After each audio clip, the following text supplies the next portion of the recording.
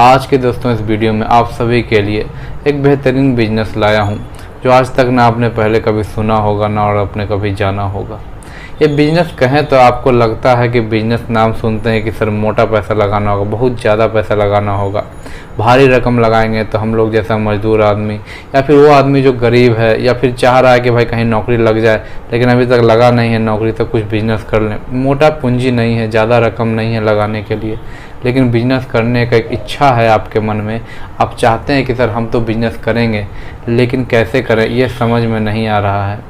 तो दोस्तों ये वीडियो आप सभी के लिए रहने वाला है, जहां पर आपको एक बेहतरीन निचोड़ दिया जाएगा कि किस तरीके से आप बिजनेस करके आगे बढ़ सकते हैं और अपने परिवार के लिए एक मिसाल कायम कर सकते हैं कि हाँ कुछ पैसे से, यानी कि 100 रुपये का लागत, ये यूँ कहें कि भैया वो भी अगर आपको नहीं लगने वाला तो फिर क्या कहें कि इतने कम में भी बिजनेस और उसके बाद सफलता की गारंटी कहें दोस्तों, जहां आपका बैंक से कुछ पैसा नहीं लगेगा, घर से कुछ पैसा नहीं लगेगा, और जो 100 रुपये आपका लगा था वो भी आपको भाड़ा, एक जगह से दूसरे जगह जाने में जो गाड़ी का आपका तेल जलने वाला है या पैदल जाइएगा ऑटो पकड़ के, उसका जो किराया लगने वाला है ना वही 100 रुपये बता रहा हूँ, और उसके अलावा आपका कोई खर्च नहीं आएगा।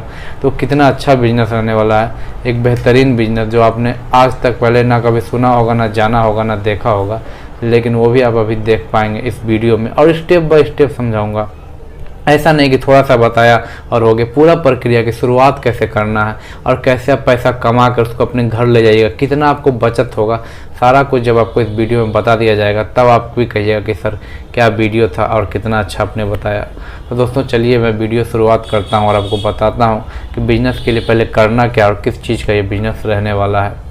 आजकल आपने देखा होगा दोस्तों गर्मी आ चुकी है और गर्मियों में नाइटियों का काफ़ी ज़्यादा डिमांड होता है जो महिलाएँ करती हैं, लेकिन मैं आपको ऐसा बिजनेस बताऊंगा जो सिर्फ गर्मी या सर्दी नहीं ऑल ओवर टाइम चले। इसलिए मैं आपको एक अच्छा एग्जांपल देता हूं और आपको बताता हूं कि उसी प्रोसेस के थ्रू आगे बढ़ना है। मैं एक साड़ी का व्यापार करने बता रहा हूं, यानी साड़ी का बिजनेस कैसे करें ये आपको बताने वाला इस वीडियो में। आप चाहिएगा तो आप इसको दूसरे बिजनेस से रिलेट कर पाइएगा। अगर आप चाहते हैं कि हम टी शर्ट बेचना चाहते हैं तो आप उससे रिलेट कर लीजिएगा। आप चाहिएगा तो जीन्स का बिजनेस करना चाहिएगा, आपके अगल बगल जीन्स ज़्यादा बिकता है, आप अपने आप को उससे रिलेट कर लीजिएगा। अगर आप चाहिएगा कि हम कोई शर्ट बेचेंगे, हमारे यहाँ कोई अच्छा शर्ट बिकता है, आप वहाँ से रिलेट कर लीजिएगा। आप अगर सूरत में रहते हैं, गुजरात की तरफ से वीडियो देख रहे हैं, आपकी तरफ कपड़ा ज़्यादा बिकता है, आप कपड़ों से रिलेट कर लीजिएगा। आप कोलकाता से देख रहे हैं तो साड़ियों से रिलेट कर लीजिएगा या फिर सलवार कमीज से रिलेट कर लीजिएगा। मैं ये वीडियो बेसिकली बता रहा हूँ दोस्तों कि अब साड़ी का बिजनेस से कैसे शुरुआत करिएगा, किस तरीके से आपका ग्रोथ होगा और कितना मार्जिन आपके पास रहने वाला है। तो मैं सारा जो भी आपको डिटेल बताऊंगा वो साड़ी का ही बिजनेस के बारे में बताऊंगा। तो आपको चलिए मैं शुरुआत कर देता हूं और बताता हूं कि करना क्या है बिजनेस में और कैसे आपका इनकम होने वाला है। देखिए दोस्तों, आपको इसमें फैक्ट्री लगाने तक का ज़रूरत नहीं है। ऐसा बिजनेस है जहाँ पर आपको फैक्ट्री डालने का ज़रूरत ही नहीं है। ये यूँ कहें कि आपको फैक्ट्री का खर्चा ख़त्म, कोई लेबर मजदूर नहीं रखना, बस एक जगह से सामान उठाना है और किस तरीके से सामान उठाना है वही पहला हमारा प्रोसेस रहने वाला है, बिना किसी खर्चे का। बस जो भाई आपका भाड़ा लगेगा, पेट्रोल जलेगा, वही आपका रहने वाला है। तो गरीब से गरीब आदमी भी कर सकता है या जो हल्का पैसे वाला वो भी कर सकता है। अब बताते कि दोस्तों पहला काम आप करिएगा कैसे, किस तरीके से आपको साड़ी का बिजनेस शुरुआत करना है। देखिए कलकत्ता में भी काफ़ी ज़्यादा साड़ियाँ बनती है। मैं बंगाल साइड से बता रहा हूँ कि बिहार और यूपी के जो लोग वीडियो देखते हैं वो जानते हैं कि कलकत्ता से ही माल आता है, या फिर दिल्ली के उस साइड वाले लोग जानते हैं कि हम उनका माल सूरत से बन करके आता है, या फिर दिल्ली में जो भी मैन्युफैक्चरिंग होता है। मैं आपको कोलकाता से आप किस तरीके से साड़ी मंगवाइएगा और किस तरीके से आप बेच पाइएगा तो उसको अब मैं आपको समझाता हूँ, स्टेप बाय स्टेप समझिएगा अच्छे से। देखिए दोस्तों, आपको क्या करना है ना, पहले आप जहाँ भी रहते हो, जिस शहर में रहते हो, छोटे शहर हो बड़े शहर है, जहाँ भी आपका इलाका है, आपको वहाँ देखना है कि कहाँ आपके यहाँ अच्छा कौन सा प्रोडक्ट बनता है। मैं कलकत्ता में अगर आप रहते हैं तो मैं आपको वहाँ से समझाता हूँ कि आपको सर्च करना है कि बिगेस्ट साड़ी मैन्युफैक्चरिंग इन कोलकाता, ये लिखना है कि जहाँ पर सबसे ज़्यादा साड़ियाँ बनती हैं कोलकाता में वो किस जगह है, ये आपको लिख के गूगल पर सर्च कर देना है। आपने सर्च किया, आपका आधा काम हो गया। तो आपके पास जो रिजल्ट आएगा उसमें आपको क्या करना है ये देखिए मैं समझा देता हूँ पहले आपको अच्छे से कि जो आपका रिजल्ट आने वाला है ना वो उसको आपको देख कर नोट डाउन कर लेना है कि 2, 4, 5, 6 जो भी आपके होलसेल मैन्युफैक्चरर आएंगे उनका नाम लिख लेना है। अब आपको खोजना है दोस्तों कि कौन सा रिटेल व्यापारी है जो इसके माल को खरीदेगा। वो ये चीज़ आप कलकत्ता में खोजिएगा तो नहीं होगा, ये चीज़ आप चाहिएगा तो दूसरे शहर में खोज सकते हैं। आप धनबाद में खोज सकते हैं, रांची में, पटना में, दूसरे शहर में खोजिए जहाँ मैन्युफैक्चरिंग नहीं होता, जहाँ क्या है आपको क्या कहते हैं सेलर को आप खोजना है। अब मैन्युफैक्चरर को पकड़ लिया, जो सेलर है बेचने वाला, उसको आपको कैसे कॉन्टेक्ट करना है, आपको लिखना है कि सेलर फॉर साड़ी इन पटना। अब उनसे कॉन्टेक्ट करिएगा, आप उनसे बात करिएगा कि सर आपको साड़ी चाहिए, मैं साड़ी देने के लिए तैयार हूँ, किस रेट में चाहिए और किस तरह का साड़ी चाहिए आप हमको बता दीजिए। आप उससे पूछना किस रेट में चाहिए, वो खुद बताएगा भाई सिल्क की साड़ी है तो इतने प्राइस तक दिखाओ, कॉटन साड़ी इतने प्राइस तक दिखाओ, और वो आपको कहेगा ठीक है सर, नोट डाउन कर लीजिएगा। जो साड़ी का प्राइस उसने बताया आपने नोट डाउन कर लिया, जैसा क्वालिटी उसने बताया कि भाई सिल्क का मुझे इतना तक में चाहिए, इतना तक में चाहिए। और एक बात याद रखना, ये एक को आप फ़ोन लगाओगे तो ये कम नहीं होने वाला, इसके लिए कम से कम तो आपको 10-12 लोगों को फ़ोन दौड़ाना होगा। मान लो कि अगर आप कलकत्ता से माल पटना बेचना चाह रहे हो तो पटना में आपको 10-12 ऐसे जो दुकानदार हैं उनको फ़ोन लगाना होगा जो साड़ियों का डिटेल का काम करते हैं। तो वहाँ से जब वो कॉल आपकी उठाएंगे आप उनसे बात करिएगा, आप उनको बताइएगा बेसिकली कि आप इस तरह का काम कर रहे हैं। तो आप जब 12-15 लोगों को फ़ोन लगाएगा ना, 15 में से 3 ही लोग आपकी बात को एक्सेप्ट करेगा कि ठीक है चलो, 4 लोग कहेगा ठीक है, बाकी 11 लोग बोलेंगे अच्छा बाद में। तो ऐसे 10-15 लोगों को आपको कॉन्टैक्ट करके बात करना है कि जो साड़ी का बेसिकली सेलर करते हैं, सेल आउट करते हैं। बात की आपने कि सर मैं बेचना चाहता हूँ, आपको एज ए मेडिटेटर काम करना है कि बोलेगा कि ठीक है कहाँ से आप लाते हैं, तो आप बता दोगे कि मैं इनके यहाँ काम करता हूँ, तो उस कंपनी से मैं माल उठाकर आपको देने वाला हूँ। तो बोलेगा कि ठीक है सर साड़ी दे रहे हो, अच्छी बात है, सैंपल भेजो। तो सैंपल फ्री में मत भेजना किसी को। मान लो कि अगर आपने 15 को कॉल लगाया, 4 लोग बोले कि ठीक है सैंपल भेजिए, तो आप ये बोलिएगा कि सर हमारा सैंपल बहुत जगह जाता है, बहुत लोगों को हम लोग भेजते हैं सैंपल, तो इसमें क्या होता है हमारा खर्च आ जाता है, आपको सैंपल का कॉस्ट देना होगा और जो कुरियर का चार्ज लगेगा वो आपको हमको देना होगा। तो हर कोई शुरू में हाँ बोल देगा ठीक है, वो आपको कुरियर का चार्ज दिया, आपने 2 साड़ी भेज दी और जो साड़ी का लगा वही आपको उसने बैंक अकाउंट में दे दिया। साड़ी अच्छा लगा, क्वालिटी अच्छा, अब देखो पटना में क्यों अच्छा लगेगा या फिर आप रांची में भेजोगे तो उसको सेलर को क्यों अच्छा लगेगा कि उतना सस्ता में उनको कोलकाता से वो माल मिलेगा नहीं और आप तो कम में बेच रहे हो। तो जाहिर सी बात है, स्वाभाविक सी बात है दोस्तों कि वो आपसे ही ख़रीदना पसंद करेगा। तो फिर आप उसको बता दोगे कि देखो सर साड़ी का ऐसा प्राइस है, हम आपको इतना में देंगे। अब बस अपना थोड़ा सा मार्जिन रखना, ज़्यादा नहीं। अब बोला कि ठीक है साड़ी दिखाओ, आपने फ़ोटो भेज दिया, उसको अच्छा लगा, बोलेगा भाई अच्छा है, क्वालिटी भी अच्छा है। ये भी बताना कि सर अगर आपको माल पसंद नहीं आएगा तो हम लोग उसको वापस भी ले लेंगे। मान लीजिए माल में अगर डिफेक्ट रहा, पसंद नहीं आया मतलब माल में डिफेक्ट रहा, तब हम उसको वापस देंगे, बस आपको कुरियर चार्ज देना पड़ेगा। तो ठीक है, जिससे बात कर उससे बात करना कि देखो भाई अगर आपका जो मैं माल सेल करने के लिए ले रहा हूँ, अगर आपके माल में खराबी रहा, साड़ी कुछ फटा हुआ है या क्वालिटी कहीं अच्छे से मेंटेन नहीं है, तो मैं आपको वापस रिटर्न कर दूंगा और मुझे फ्रेश माल चाहिए। तो बोलेगा ठीक है सर कोई बात नहीं।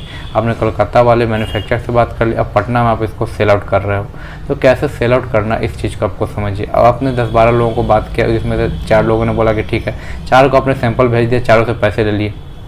4 में से 4 लोग राज़ी नहीं होंगे, उसमें से 1 या 2 लोग ही होंगे, ऐप में आपको साइकोलॉजी समझा रहा हूँ, उसमें से 1 या 2 लोग ही राज़ी होंगे जो बोलेंगे ठीक है इसको नेक्स्ट के लिए हम लोग आगे लेके चलते हैं। जब 2 लोग आपके साथ राज़ी हो गए कि हाँ भाई चलो हम लोग आगे बात करते हैं, तो आपको बोलना है कि देखिए सर साड़ी का, मान लो कि उसने तुमको बोला कि 200 रुपये में एक साड़ी बन करके मिल जाती है, तुम उसमें अपना मार्जिन कितना रखोगे, बस 10% मार्जिन रखोगे, 20 रुपये। तुम बोलोगे 220 में सर एक साड़ी है, सिल्क की साड़ी का दाम 400 रुपये है, तो तुम उसमें अपने 10% बढ़ाकर बोलोगे 440 या 420 में है, तो 440 में आप सिल्क का साड़ी बेचें, जो भी माल बेचोगे 10% मार्जिन रखोगे, उसको भी पसंद आएगा भाई इतना कम में कहाँ मिलने वाला है। और वो छोटे छोटे शॉप ओनर होंगे, ये नहीं कि जो एकदम बल्क में मंगा ले, आपको छोटे लोगों से ही डील करना है, कुछ बड़े ज़्यादा व्यापारी से डील नहीं कर लेना है। मतलब जो मैन्युफैक्चर के अलावा जो सेलर आप खोजिएगा कुछ ज़्यादा बड़े नहीं होने चाहिए कि वो तो चाहेगा फिर बल्क में मंगा लेगा सामान बल्क में, लेकिन इसलिए आपको छोटे लोगों से ही कॉन्टैक्ट करना है जो छोटे मोटे सेलर है।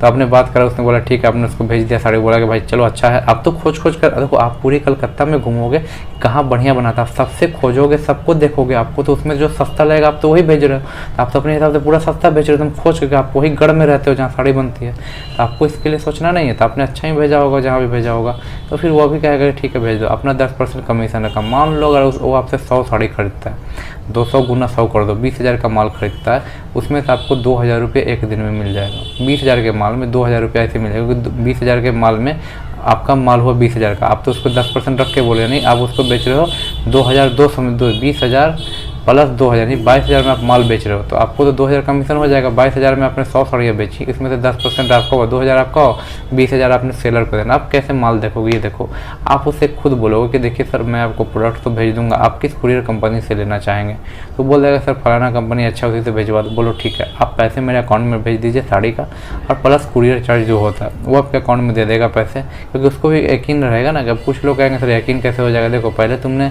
सैंपल अच्छा भेजा, उसको विश्वास हो गया, तो स्वाभाविक सी बात है कि आगे वो विश्वास करेगा यहाँ पे। तो आपको कहना है कि ठीक है सर पैसा भेज दीजिए, उसने आपके अकाउंट में पैसा भेज दिया, आपने उसको प्रोडक्ट भेज दिया, शिपिंग करवा दिया, वो भी खुश आप भी खुश, दोनों मज़े में, और फिर अब आपको मज़ा ही मज़ा है, और क्या बोलना दोस्तों। तो इसी तरीके से आप आराम से बिजनेस कर सकते हैं, साड़ी का बिजनेस जो कि ठंडा गर्मी बरसात नहीं देखता, ऑल सीजन चलने वाला बिजनेस है। इसको करिए, मोटे पैसे छापिए। और वीडियो कहाँ से देख रहे हैं कमेंट करके बताइएगा। और एक दिन का आपका एक दिन में आप 2000 कमा सकते हैं, तो सोच करके देखिए।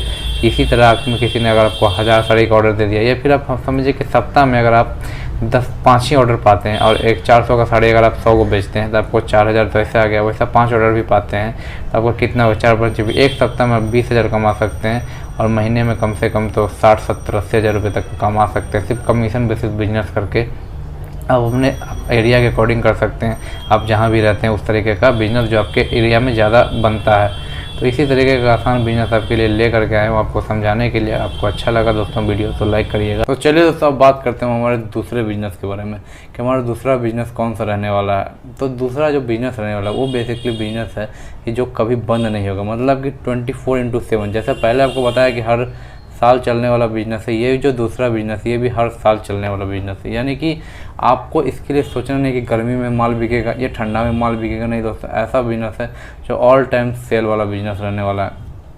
क्या आइटम लेकर के आना है, कैसे बिजनेस करेंगे। देखिए दोस्तों, अगर आपके पास थोड़ा सा भी पैसा है ना, थोड़ा भी पूंजी है, तो आपको मैं एक दूध का एजेंसी के बारे में बताने वाला हूँ। आपको दूध का एजेंसी लेना है, जैसे आपके यहाँ जो भी चलता होगा, मदर डेयरी है, अमूल मिल्क है, या फिर सुधा नेचुरल है, या फिर जो भी आपके यहाँ डेयरी का प्रोडक्ट आता है, उसको आपको एक देखना है कौन ज़्यादा बिकता है। जो ज़्यादा बिकता है हर लोग पसंद करते हैं खरीदना, आपको उसका एक एजेंसी लेना है। एजेंसी यानी कि बस कुछ बड़ा नहीं, बस आपको दूध बेचना है। एक दूध की कीमत पैकेट पे आप कितना कमा लीजिएगा आपको समझा देता हूँ। एक अगर आप आधा किलो का दूध बेचते हैं तो उसमें आपको 50 से 1 रुपये तक का बेनिफिट होता है। 50 पैसे से 1 रुपये तक का बेनिफिट होता है अगर आप आधा किलो का दूध बेचते हैं, और 1 किलो का बेचते हैं तो 1 से 1.5 रुपये तक का आपको बचत होता है। ये है एक दूध बेचने का कीमत। तो कहिएगा सर अगर हम मान लो कि दिन में 200 पैकेट दूध अगर बिक जाता है, अच्छा इलाका में रहते हैं, तो अगर 200 पैकेट दूध बिक जाता है आधा लीटर का, यानी कि 100 लीटर दूध अगर आपका बिक जाता है तो आप कितना कमाइएगा। वही समझ लीजिए कि 2 से गुना कर दीजिए जितना है उससे, तो यानी कि लगभग आपकी कमाई होगी 200 और गुना 2 यानी 400 रुपये आप कमा पाइएगा। जितना आपका बेनिफिट होगा 400 रुपये आप कमा पाइएगा। लेकिन क्या सर 400 रुपये कमाने से दिन चलेगा? नहीं दोस्तों, आपको साथ में करना आइसक्रीम भी बेच सकते हो। देखो गर्मी आएगी ना, आप आइसक्रीम बेचिएगा। सुधा में आपको सुधा दूध के साथ अमूल मिल्क के साथ आप आइसक्रीम बेच सकते हो। अमूल लस्सी, अमूल छाछ, जो भी आप एजेंसी लीजिएगा जिस कंपनी का, आप उसके साथ वो भी प्रोडक्ट को बेच सकते हैं। तो सिर्फ ऐसा ही नहीं कि आपको दूध वाला एजेंसी दिया था आपने दूध ही बेचना, आप हर कुछ बेच सकते हैं जो भी ठंडी में बिकता है। या फिर आप चाहिएगा तो केक वगैरह रख सकते हैं, जो बर्थडे केक होता है। आप चाहिएगा तो साथ में आइसक्रीम और साथ में कुल्फ़ी वगैरह रख सकते हैं, यानी हर एक चीज़ का बिजनेस कर सकते हैं। साथ में अब आप बर्थडे का आइटम वगैरह जो डेकोरेट करने के लिए केक में चाहिए, वैसे चीज़ों को भी बेच सकते हैं। तो कुछ पैसा अगर आपके पास है और आप चाहते हैं कि ऐसा बिजनेस करें जो कभी बंद नहीं होगा, तब आपको करना है दूध का एजेंसी ले लेना। एकदम बेहतरीन, एकदम बढ़िया बिजनेस आपके लिए है कि आप दूध का एजेंसी लीजिए और आराम से बिजनेस करिए, मोटा पैसा कमाइए, भर भर कर पैसा कमाइए।